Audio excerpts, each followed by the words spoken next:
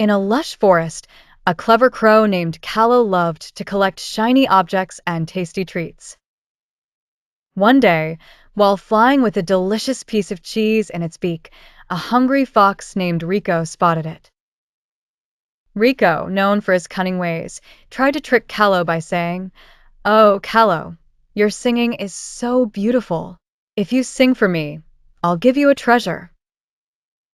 Callow, being a grammar enthusiast, noticed that Rico used the phrase, "Your singing is so beautiful," incorrectly. Callow thought, Rico wants me to sing, but he's using the wrong verb form. I won't fall for it. Callow replied, "Thank you for the compliment, Rico, but I'd rather use the present perfect tense to describe my singing skills. I have sung for many audiences and they loved it." Rico was impressed by Callow's grammar skills and realized he couldn't trick the crow. Instead, Rico asked Callow to teach him some grammar lessons in exchange for the treasure. Callow agreed and shared its knowledge of grammar with Rico. From that day on, Rico became a grammar enthusiast too, and the two became unlikely friends.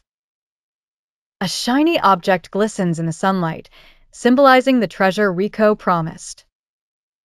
The forest is quiet, with a gentle breeze rustling the leaves.